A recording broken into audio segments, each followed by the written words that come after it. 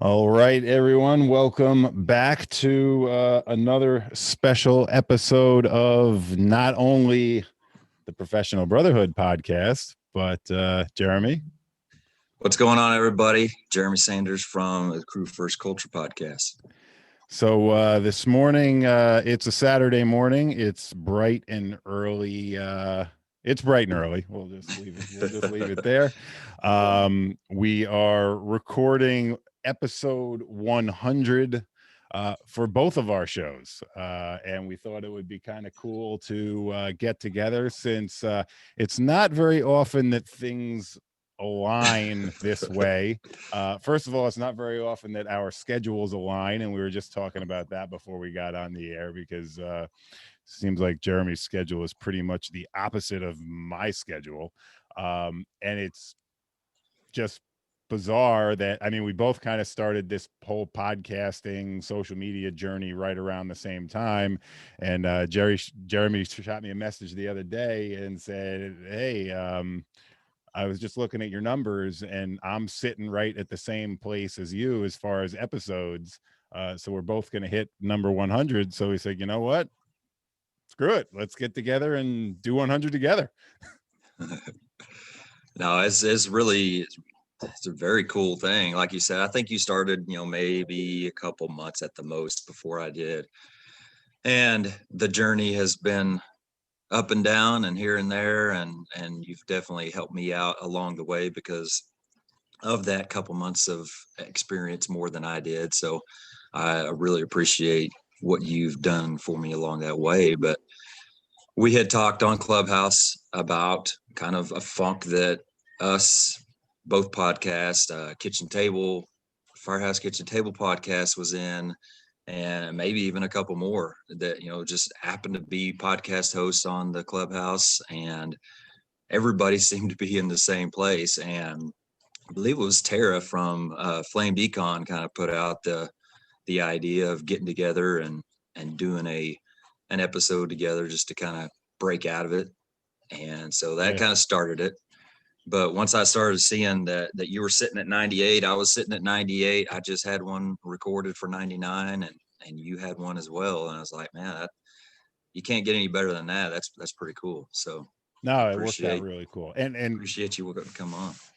Kara, sorry, I'm so used to doing the good morning intros or the intros and Kara's here with us as well. So obviously she has been a big part of a lot of my episodes. So good morning. How are you? Thank you for joining us bright and early this morning. Yeah, it's definitely been a wild ride. And yeah, we were that's kind of how this did come about.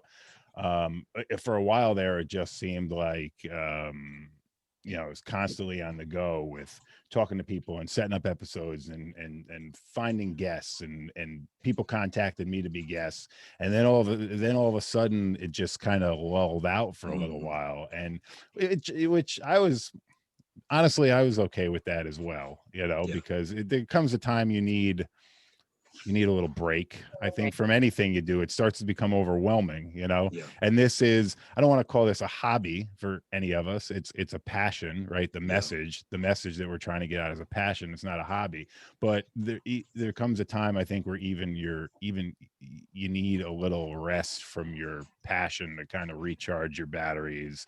Think about the direction that you want to go in, why you started going in that direction in the first place, and just kind of refocus, I guess. Yeah. I wonder if the kind of reopening and that sort of thing, or if people are starting to have a little bit of Zoom burnout or starting to try to get out into the world a little bit more too, has a little bit to do with kind of the drop off. Could be as well. Yeah, absolutely. And Jeremy and I have talked about this before. When I first started this, just over a year ago, I saw what some of the other guys were doing. I watched Jeremy and Rob, the National Fire Radio guys, some of the, Ryan Pennington from Jump Seat, watch what some of these guys were doing. And it wasn't all from behind a screen, it wasn't all Zoom. It wasn't all phone calls. And I'm like, wow, this would be really cool. Nobody's getting out there.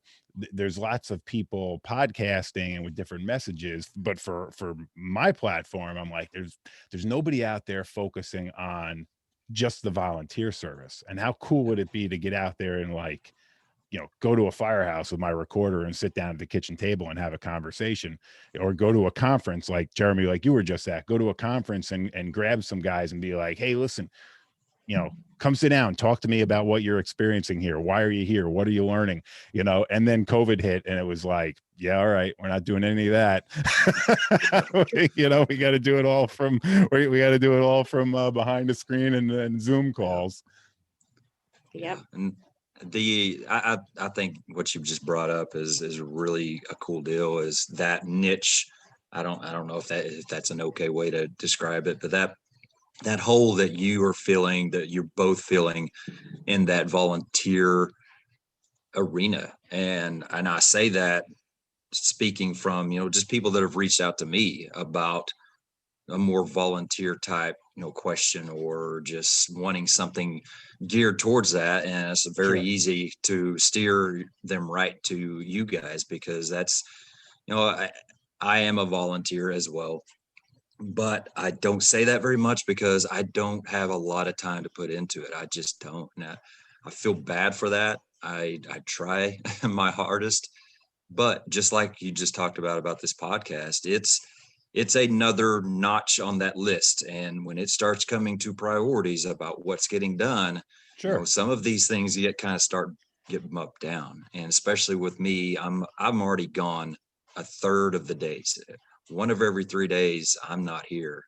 One of every 3 evenings, I'm not here, dinners and all that. And so it's just hard. But anyway, I don't have the expertise and the knowledge to answer those questions, but I know who does. And that's really cool that I can just send them, one of you two your way, and that feeds that hole a lot better than I can.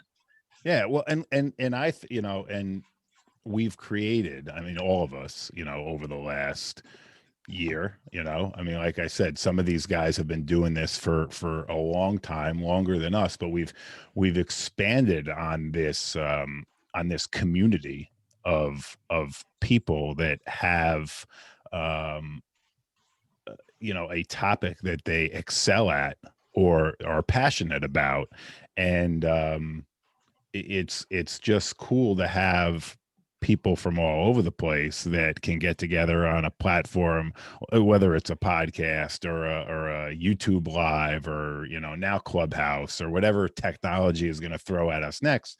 It's just cool to have this community where you can get on with a half a dozen people or more, right, and really throw anything out there, any topic out there, and you're going to get our input from the volunteer world, because that's what we know. We're going to get your input, from where you sit in the fire service, and your experiences with leadership and issues at the station, and growth and family life, and and the balance. And then you have all these other people that that kind of come into the fold, that everybody's got varying years of experience, everybody's got sits in a different place in the world, which makes it so unique, from the East Coast to the Midwest to the West to the South. It's like that's been one of the coolest parts of the ride for me, is talking to somebody from the Midwest, or talking to somebody from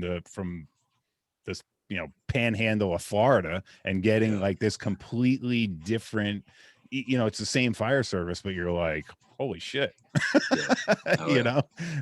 It's like we're all the same, but there's so many differences and things that I've never come across before, that I probably wouldn't have had the experience to, learn about if it wasn't for doing the podcast. Yeah. Two things with that conversation that are the most interesting for me. For one, is what you're talking about. you do learn a lot. You learn a lot from me being in Oklahoma, in the center of America, from you guys up in the Northeast, Sure. very corner, or some Florida boys down way southeast, or somebody on the West Coast out there. But also, and I think maybe even more importantly, you learn that you're a lot alike as Sure. well. Yeah. All the problems that you're dealing with at your department, all the irritations, all of the things that you hate about where you're at, or you're griping about where you're at, or you think you're on the worst department in the world. It's like everybody works for the exact same department. It's just bigger or different places. It's so weird how you'll sit and talk about something that you're frustrated about, and you'll just get overwhelmed by other people saying, man, that's exactly where I'm at. And I'm glad you talked about this, because that's what I'm dealing with right now. And it's just interesting that we deal with the same stuff. And it's very good to see that, because that helps me, at least me speaking personally, it helps me to just shut my mouth and get over it, basically, because I'm not the only one dealing with this stuff. I'm not the only one dealing with, people around me that, are causing these type of feelings for me. Yeah. I just got to figure out a way to get over it and do what I can. And so that's been a very helpful thing for me to really just kind of get over myself and find ways to keep going. Yeah. Well, it's funny because I remember the first time I heard somebody say, up at the kitchen table, up at the fire academy, it's, oh, you can change the sign on the front of the building. The problems are all the same, And I remember hearing that for the first time years and years ago, and I've repeated it. I can't say how many times over the years.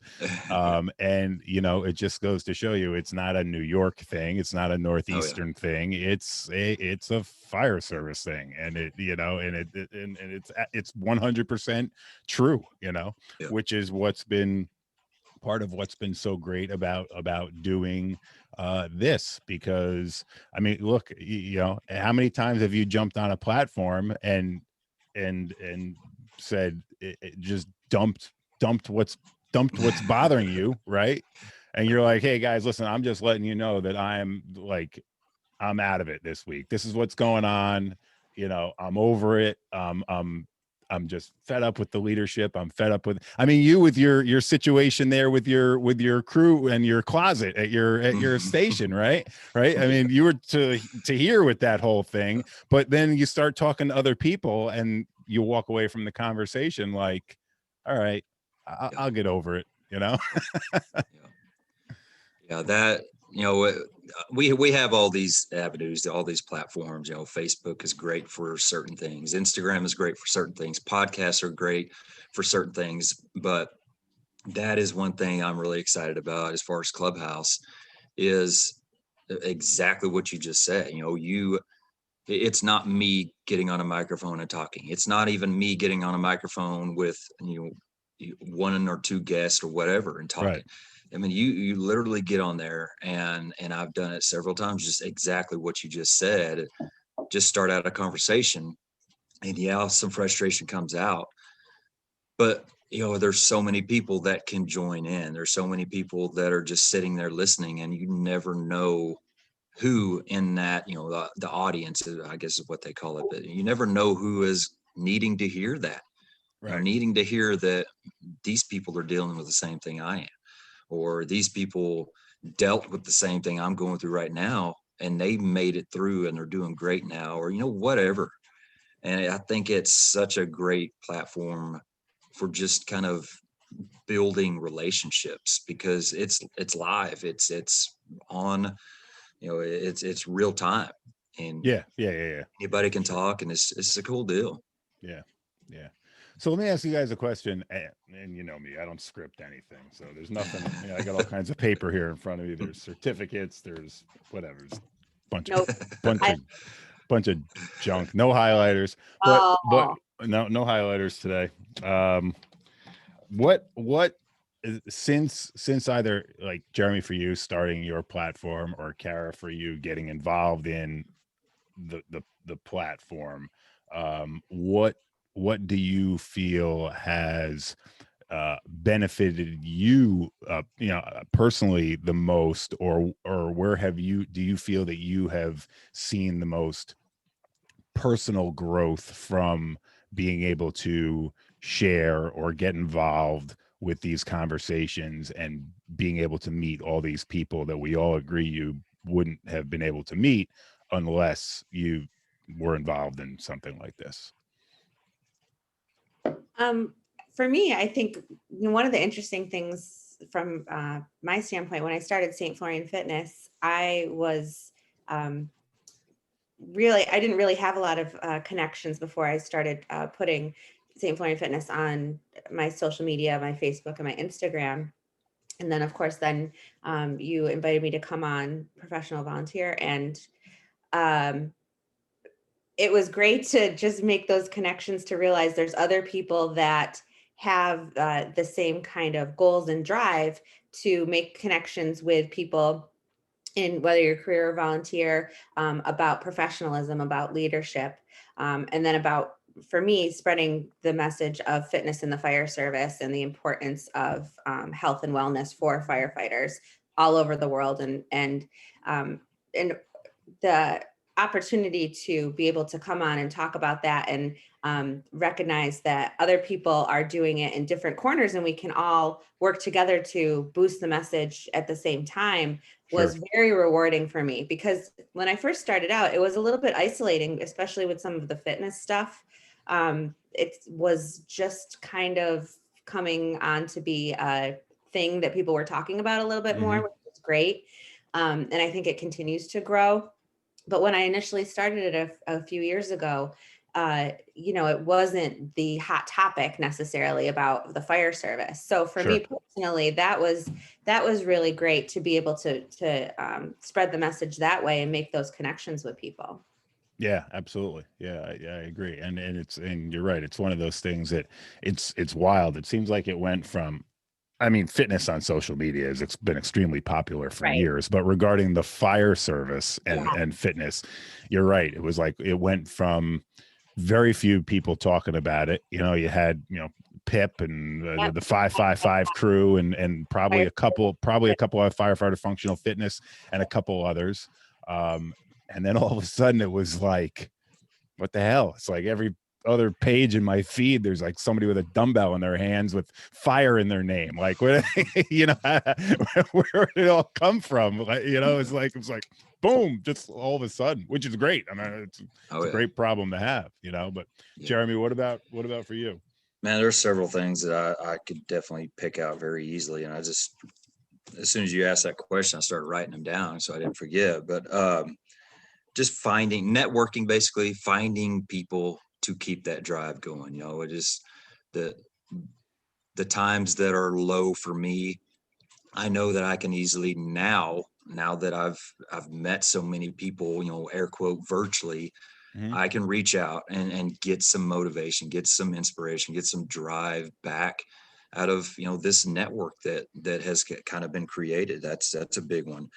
Accountability is huge, because I'm not going to get on here and talk about any of this stuff, leadership wise or passion wise or anything family wise, and not at least try my best to back that up myself. And so me putting this stuff out has been a driving force to get better at the same stuff I'm talking about. And the last one is just hearing people's life stories. Some of my favorite conversations that have been on episodes have been with people that they're well known, but we didn't even discuss the things that they're well known for, like a Chief Starnes. I had him on, man, such an awesome conversation. I don't know that we mentioned the word thermal imaging camera one time in that conversation, which is what he's known for. It was just he's just a great guy. And we just got into life and family and faith and all that, that's the kind of stuff that, man, I love that part of it. Yeah. And that's the stuff that I've missed the most, out of kind of taking this break. So those are the biggest things for me. What about you?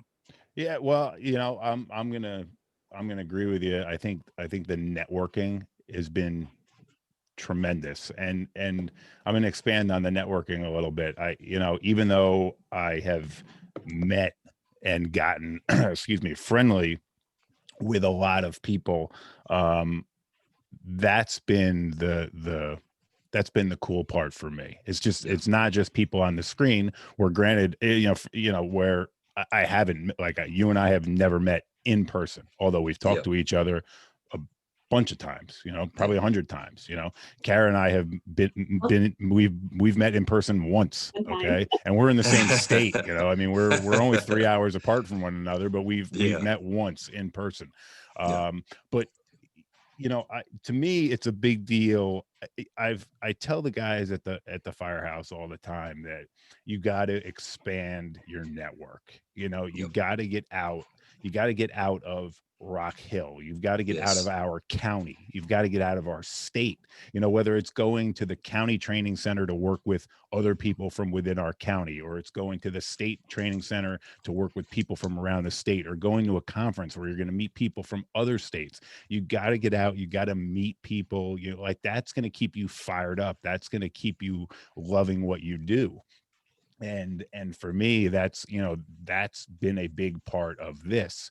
And to add to that, now all of these people or a good handful of these people are not just, you guys are not just faces on a screen. Like, I have your phone numbers in my phone. I can call you. I can text you.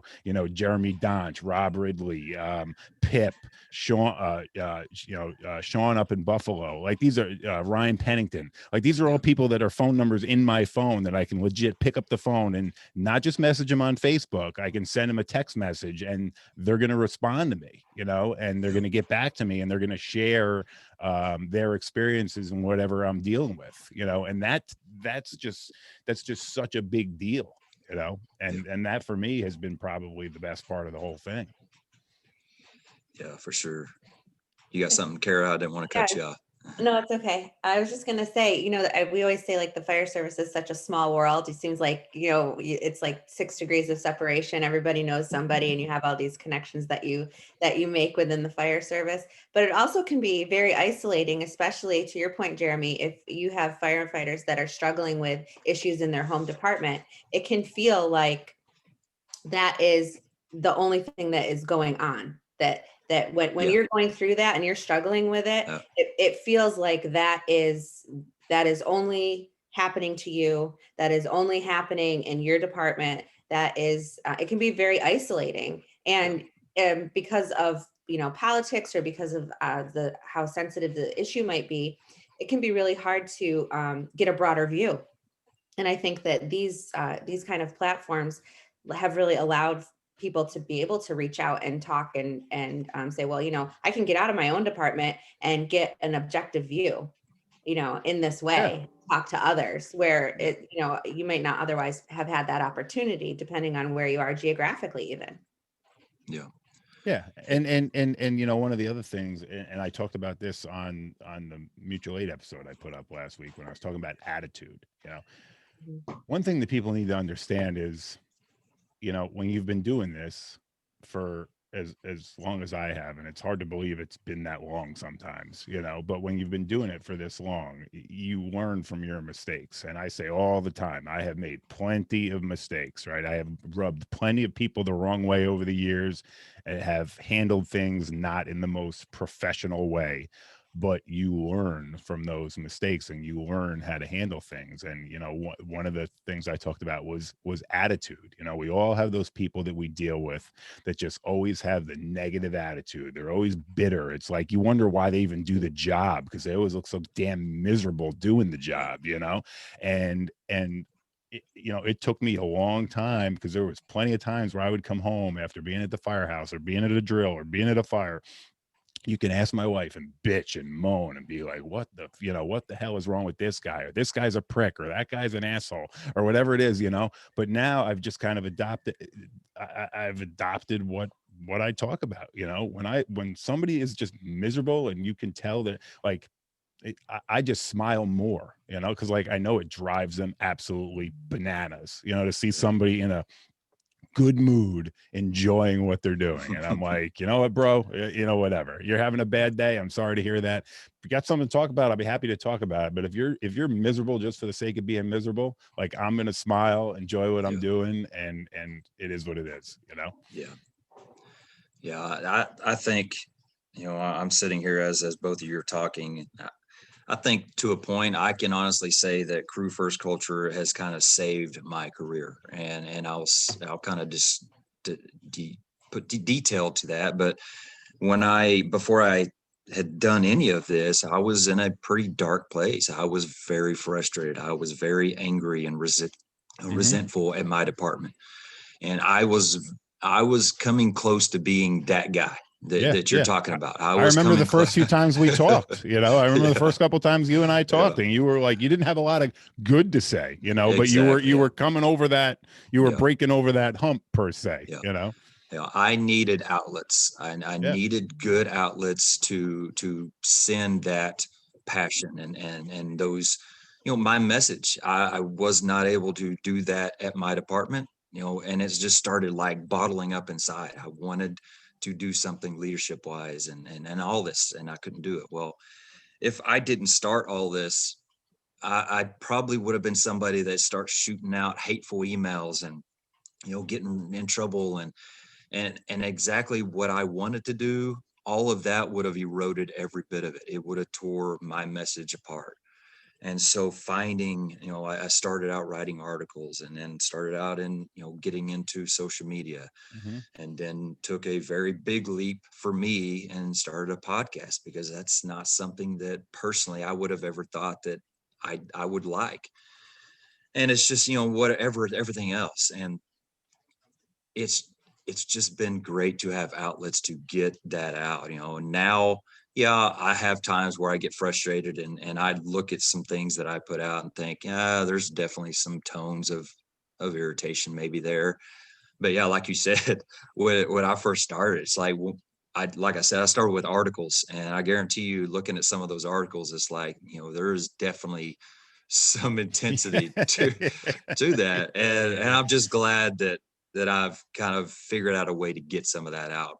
But that's realistic too, right? That's real life. I mean, you know, that's the thing that sucks about social media is it's the highlight reel, and everybody refers to it as a highlight reel, you know? So you're being real, you're sharing what's really going on. Look, I remember the first couple of times, I think one of the first episodes we recorded together, talked to you, were like locked in your closet or something. You were like literally you were literally sitting in your closet because you said, you know, the kid, there was stuff going on with the kids and there was stuff going on in the house, and you were like, look, this is the only quiet place I can find in the house. I'm literally sitting in the closet right now.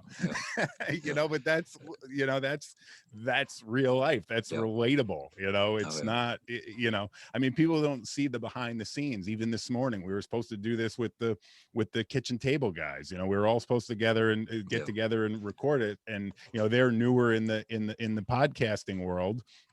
But they had some real life stuff with family to deal with and had to bail early this morning, you know. So we're having the conversations, well, do we want to go on, do we want to not go on, you know? And then, you know, Kara's messaging me, I got stuff to do this morning, I got stuff to do this morning. We've all got stuff, you know, that's going on. That's life. I mean, we're not different than anybody else, you know. And then you and I are messaging, we're like, well, yeah, we can postpone, but, you know, this is what my schedule looks like for the next week, and this is what your schedule looks like for the next week. It's just, you know, it's all over the place. Take what you got and go with it. Yeah, exactly. But yeah, I mean, go ahead. Sorry. No, it's okay. You know, when Jeremy's talking about like looking back on, you know, the articles that you wrote and like where your head and your mind space was at that time, you know, and then we're all talking about like, wow, I felt isolated, or I didn't realize that other people were having these same kind of issues. It, you know, it felt like it was only happening to me. Don't you think that's so indicative of wellness and mental health in the fire service? Yeah. And how isolating it can be, and how there's not really a vehicle for, I mean, I think it's like fitness is becoming more prevalent and talked about now, which is needed and so important. Sure. But I think it's just so you know, I mean, when you look back, Jeremy, and it seems like, well, this was an opportunity, an outlet for me to vent about it. You know, I had that experience of writing about it and getting it out that way, because you didn't, you know, necessarily feel like there was a vehicle for it within Yeah. the department, you know? So I think that I think that's really global. And I think that it's definitely something that's happening for firemen all over the place, that Yeah. there's not necessarily that outlet. And so when you can make these connections with people and you have somebody that you can reach out to, I think that has so much value. Yeah. And like Chief said earlier, I cannot echo it enough of what he said about you have to get out of your department, or you have to get out of your little circle. Yeah, it is so important because, you know, just speaking for me, I work for a department that it's very closed. You know, we don't do a lot of outside training unless you are seeking it out on your own, and you're doing it on your own, which, you know, okay, whatever. I don't care. I'm at the place right now in my life that, okay, I will find the money and I will take the vacation time and whatever. But if you're coming on new, or you got a few years on and you haven't worked with anybody like that, they just don't realize what's out there. So much knowledge from some of these conferences, these online classes, just anything, you know, podcasts. It's amazing the amount of growth I have achieved away from my department. I don't. It's hard for me to even think about where I would be skill wise or leadership wise, or anything, if I just stayed in the mentality of what I need is here. You know what I mean? And so reading books and everything else I just said, it has been an amazing tool for growth for me. And I want to say it over and over again. If you have not experienced that, you've got to do it, you know, and not just for that, but for what you just said, Kara, and what we talked about already, is that networking and finding out that you're not alone. Mhm. There are so many people out there that will and are so willing to support you and be with you and help you. You just gotta look, and man, it's out there. Just spread your wings a little bit. Yeah, right. Yeah, absolutely. Yeah, I couldn't agree more. I mean, and you're right. There are so many people that just kind of lock themselves in their bubble. They think that their bubble is the only way, right? And I don't know. They almost look down on exterior influences, outside influences, and it's crazy. I mean, you can only, I mean, you can only hear the same voice so many times. You eventually you want to hear it. You want to hear a different voice. You want to hear a different opinion. You want to see a different way of doing things, whether you're going to adopt that way of doing things or not. Maybe you're going to take something as whatever, as simple as a hose load. Not that hose loads are simple. We could talk about that for 12 hours, but Yeah. but take something as simple as a hose load. All right, so maybe the way that they just showed you at the conference that you went doesn't work for you in your department 100%, but maybe 50% it works. Like, so maybe you can adapt it to a way that's going to work for you guys, but it's still a different method. It's still a different tool, and that could apply to anything in the fire service, right? Anything that we do. I think sometimes I've had the experience of some leadership not wanting to necessarily learn somebody's different way of doing things, just because they think that their way is the only way, or that kind of old school, like, this is how we do it, this is how we've always done it, kind Right. of thing. And that's it. And so we don't want to expose our crew to other ideas, because that can be dangerous to our line of thinking. And Right. that is, that's a level of leadership that I struggle with, because if you don't have self-reflection and you can't say that there's a different way to do things or different ways to learn, or even if you go and see something and you watch them do it and you're like, oh, that's great, and it works really well for them, and it works well for the type of engine they have, and it works well for the type of crew that they're running, but it wouldn't work for us. There's still value in it. It's just so that closed mindset of, I don't have anything to learn, I don't have anything to gain by going outside of my comfort zone is really unfortunate. Yeah. Right. If there is one statement that I wish that we could ban in the fire service, it's what you just said. Yeah, that's the way it's always been done. That's the way we've always done it. That I hate it. And something that's kind of scary to me is that mentality that you're talking about, Kara, that we know everything we need to know. We have everything set up perfect. It's always worked. And so we don't need to go out and learn anything else. That is a scary mentality, because you're not figuring anything out. You don't know what is wrong with your department if you don't kind of go out and see other ways that are better. And like you both have said, this might not work because a guy from New York City is teaching this class, and I work for a department that has less people on the entire department than one of his districts, but I can learn different things from it. And it's just a scary mentality if you are unwilling to reach out and learn. Well, and listen, and I just heard this. I tend to listen to other people's podcasts when I'm either in the car or mowing my lawn. Like those are my times, right? And I was listening to Corley Moore's podcast yesterday when I got home from work and I'm mowing the lawn. Firehouse Vigilance, and he's got Weekly Scrap, and he's got so many great guests on. I don't even remember who I was listening. I don't even remember who I was listening to. I'm just I'm gonna be 100% transparent and tell you guys I don't remember who the guest was, because he always has a good one. But something along those lines was said in that episode, was that we all trained for like our little piece of the pie, like our home turf, our district, but we all go mutual aid to other districts. And like for me, I mean, my first due area is, it's all pretty much the same. Sure, there's a little commercial, but it's mostly residential. But we go a lot of mutual aid to our neighboring district, which has a little bit of everything, right? And has all kinds of different things that you could experience.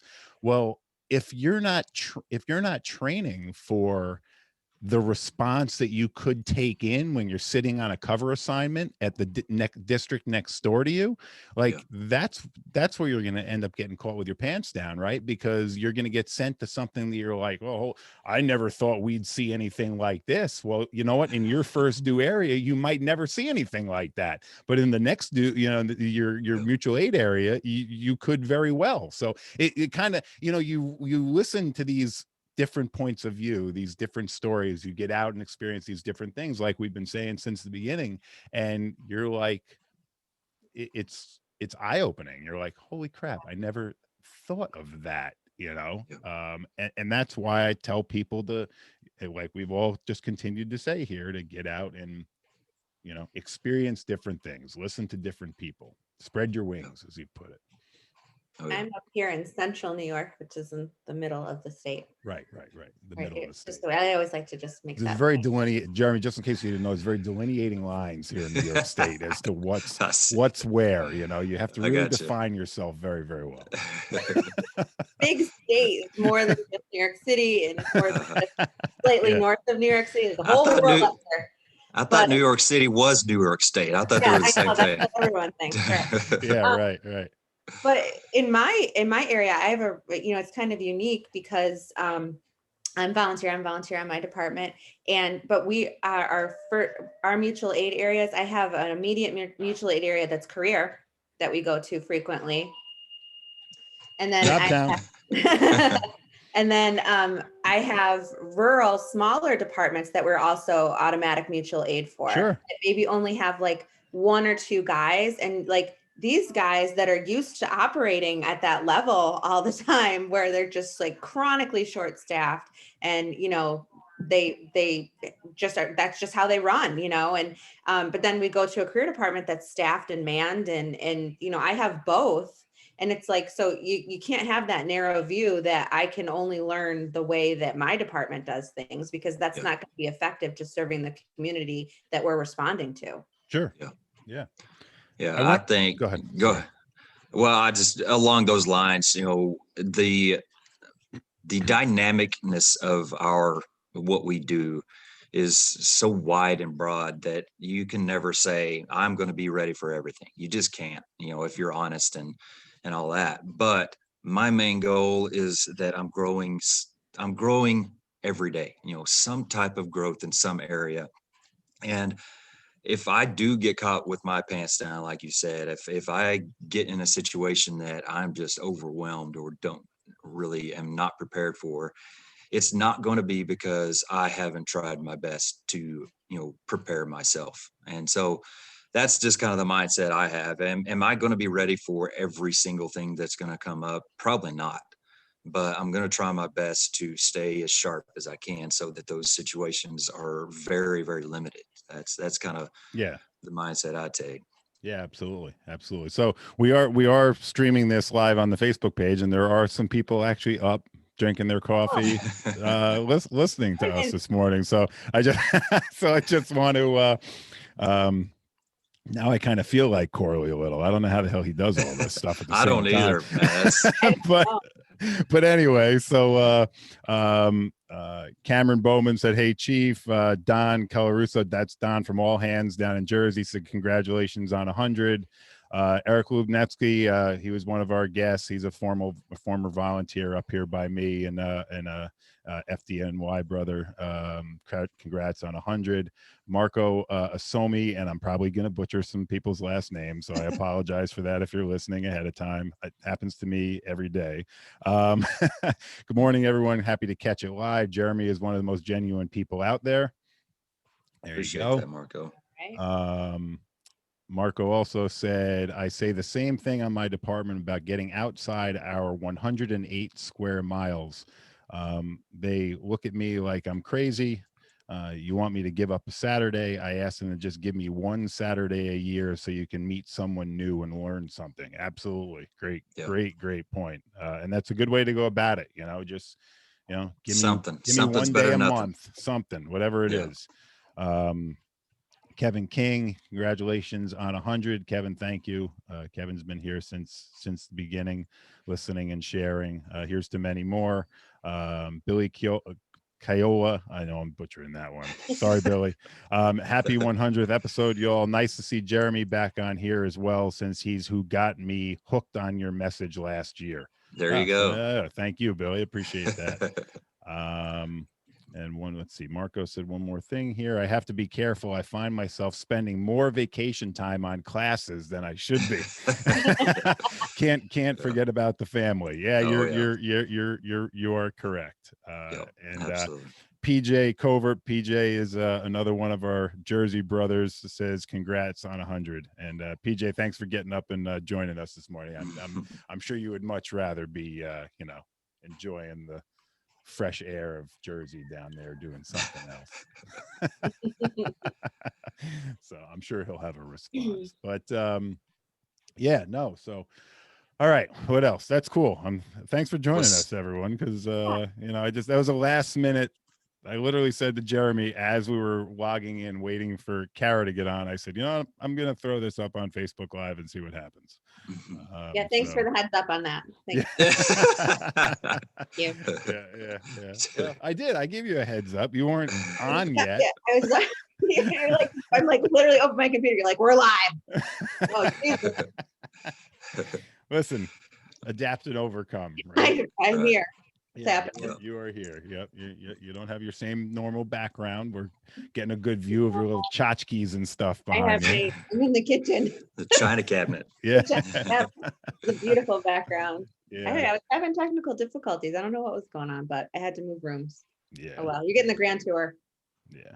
So what else? Let's see. What else can we? Something I think is really exciting, and we've talked about platforms and different things like that. And something I think is really, really exciting is when you see Kara says she came from, the fitness mindset. That's kind of what got her started. I'm like a leadership kind of, that's what got me started. Mm-hmm. Chief, you're probably leadership, the volunteer mindset, we all have our little areas that you got kind of involved and started. Well, Sure.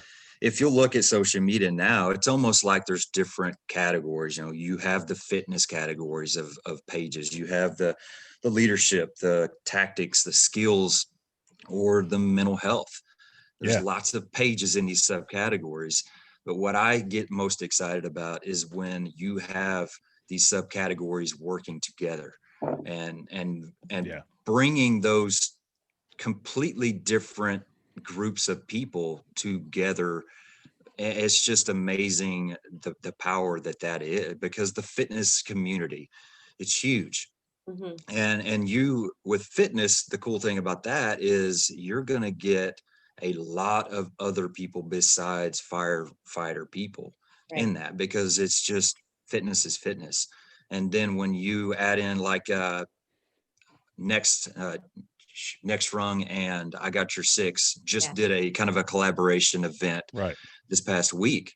That's exactly what I'm talking about. You have that fitness community, and you also have that mental health community, or those people working for that, and you put them together, and man, that's powerful stuff right there. And I love seeing that, because that's when you really kind of compound the effects that we can do here. Sure.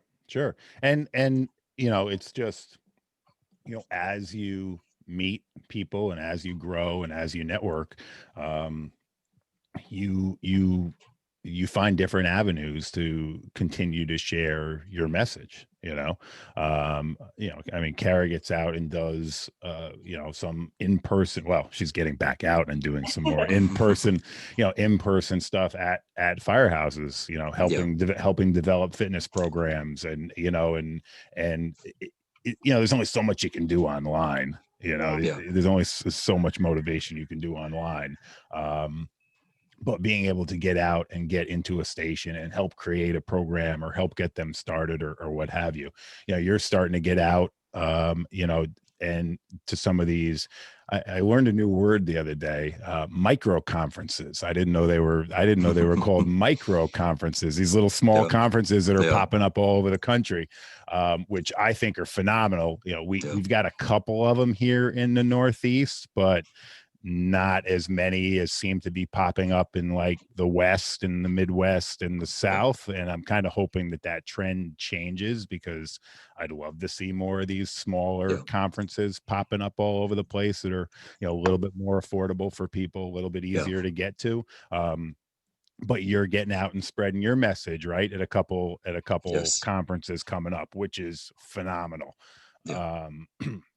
We pieced our class together about volunteerism and setting volunteers up for success, and we're hoping to we've got a couple dates scheduled to roll that out and spread that message. So it's you just got to be, if you can't be afraid to put yourself out there, and I think that's another nugget that we need to share. Some people look at folks like us, and I know I've talked to Jeremy and Rob from National Fire Radio about this before, about like the haters. People don't, there's people out there that aren't going to look at three people on a screen and be like, I wonder what it took for them to just put themselves out there and start talking about what they were passionate about. Instead, they're like, oh, who the hell do they think they are? Who those three people think that they are? It takes a lot to step up and be like, I think I got something to share, and I'm just going to throw it out there, and if somebody wants to listen, somebody wants to listen.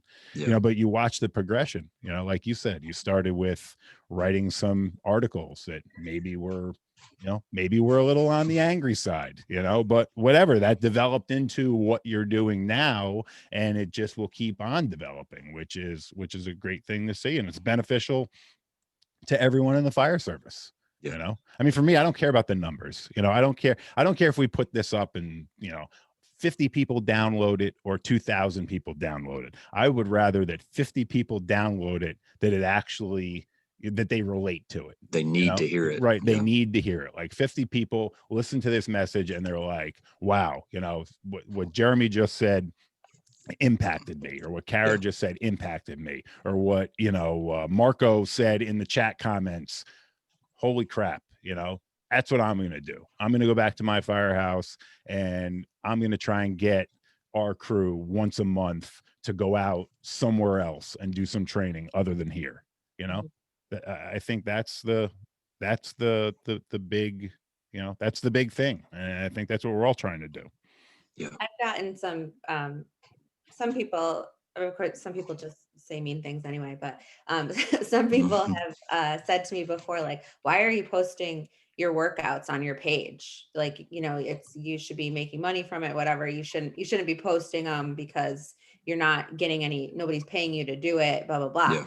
And, that's not why I started it. If I have some firefighter somewhere in an area where, and especially with COVID, that they didn't have access to a gym, and I can show them, like, here's what you can use at your station to get yourself in shape and get yourself healthy. If I reach, one person and it helped them, that's why I'm doing it. I mean, Sure. I offer, services that I charge for, but the message in the page is there to help people that are in the fire service to, stay healthy and be well and be able to do the job. So, the putting yourself out there and then having to risk what people think of it, or if, some people maybe don't think that it's a good program or don't think that there's any value to it. That's okay, because if there's that one guy that said, you know what, I really need to look at myself and get myself back in shape because I'm blowing through a bottle in 5 minutes and I can't go up the stairs and I can't get my partner out. I can't even lift, my own weight, much less somebody else's. And he makes positive changes. That's the mission. That's why I'm doing it. I'm not doing it for the haters.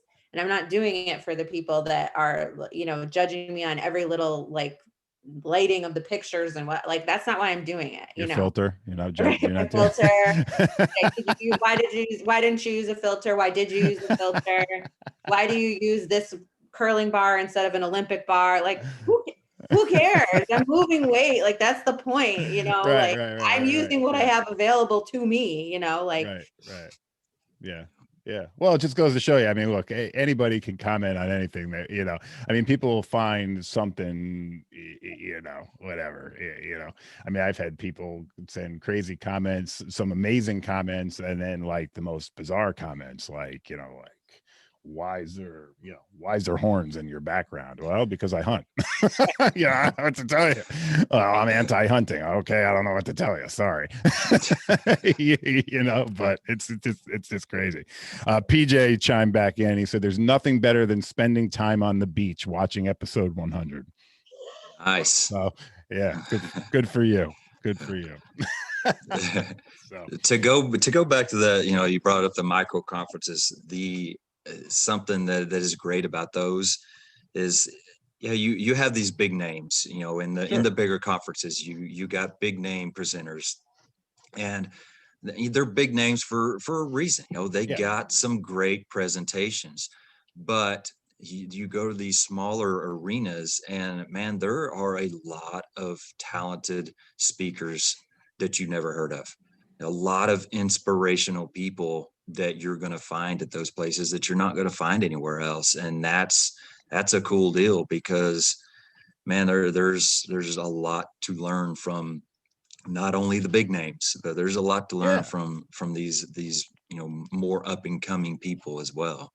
Well, it's about being relatable, right? Yeah. I mean, you talked to John Ford, right? So you've talked to John, I've talked to John on the podcast, and one of the things that I loved talking to John was, and he came out and said it. He said, when did he realize that he had a message or he had something to talk about? He was at a conference, listening to one of those great big names who are phenomenal people to listen to and have, great lessons and stories to tell. But he also realized that 90% of this does not apply to me. Like, like it's great, it's good knowledge, but it's not nothing I'm going to take back home because it just doesn't apply to me and my small rural paid department that, you know, on a first alarm assignment has 10 guys if we're lucky.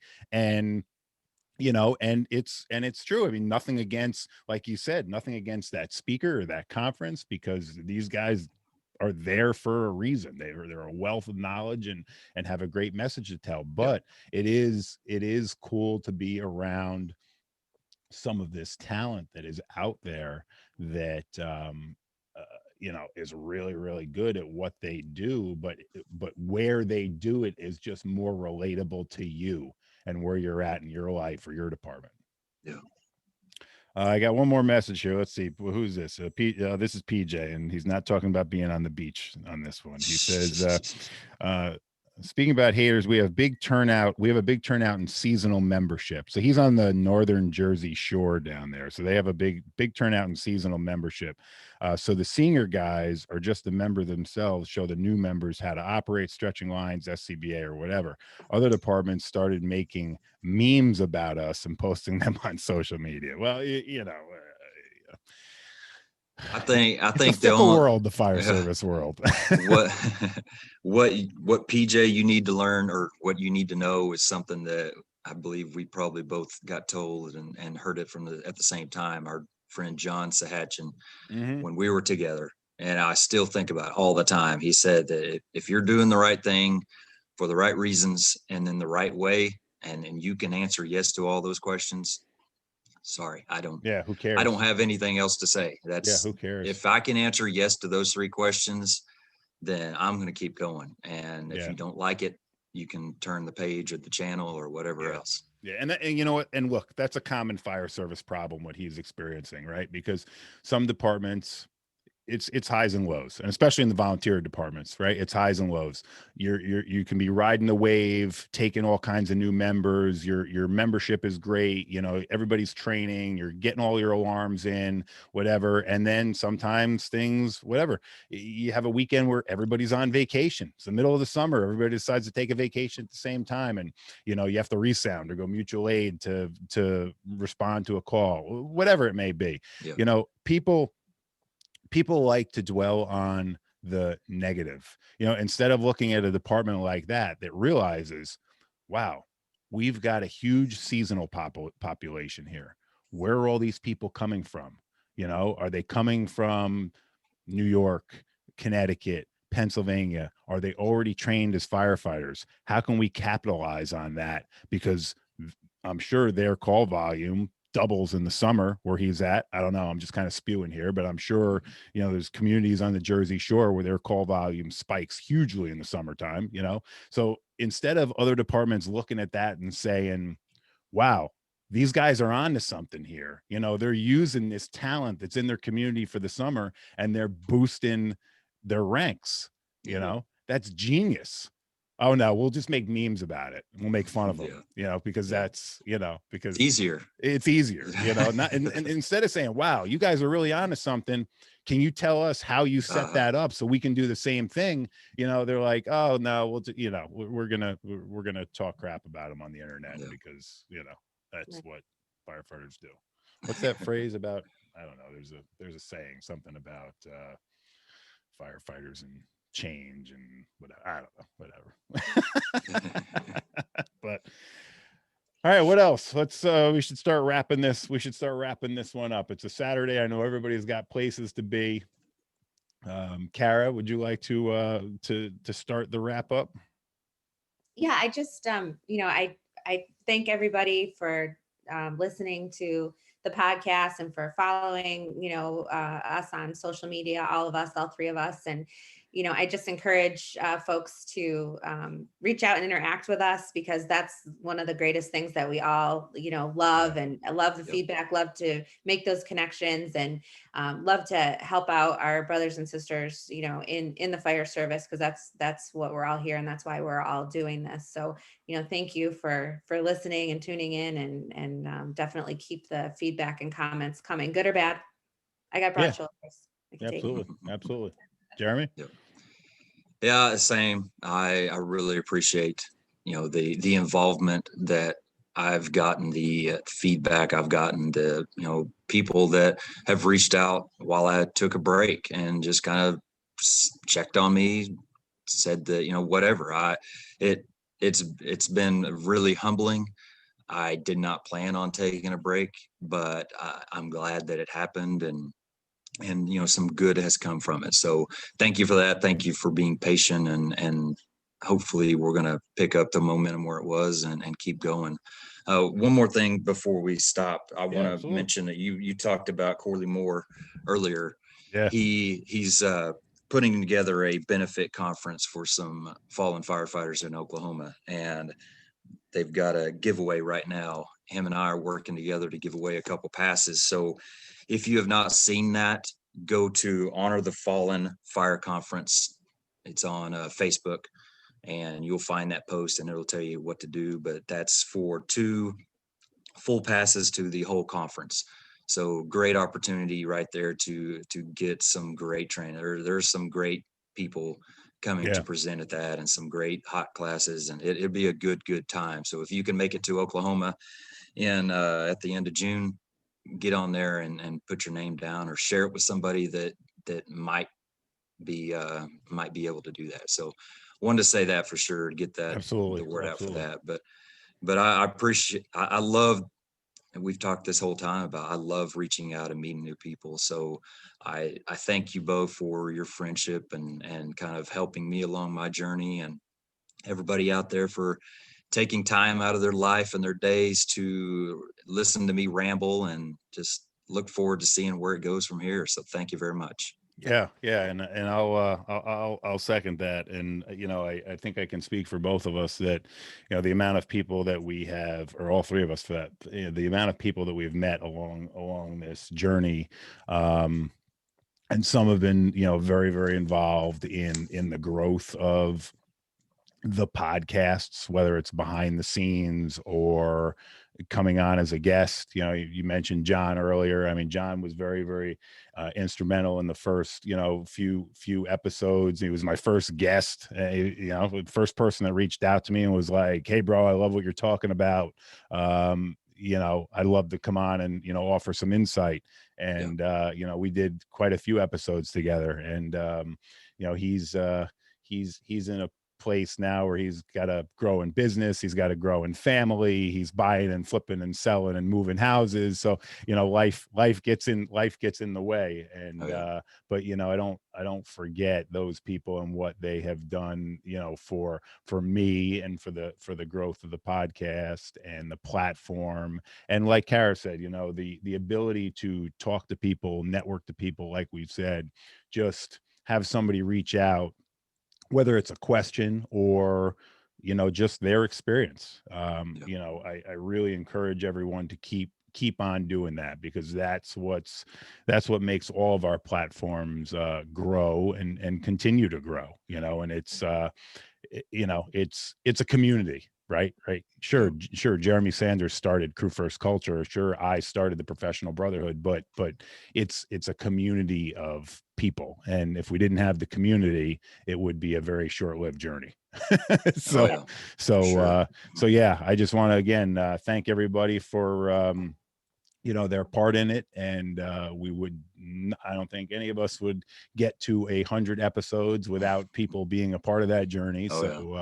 You're all a part of it, and we thank you very much. And just keep doing what you're doing. Keep reaching out, keep chiming in, and keep sharing your input with us. We truly appreciate it. So all right, everyone. Thanks for getting up early on a Saturday and doing this. I appreciate it. Thank you. This will be on a lot of platforms, right, Jeremy? We're going to share this on both the podcasts. Yeah. It's already live on Facebook. We'll share that on the Crew First Culture Facebook, and then we'll get it up on YouTube and everywhere else. So anyway, if you were tired of us before, you'll be tired of us when we get done sharing this. So all right, everyone. Thank you again. Stay safe, and we'll talk to you soon.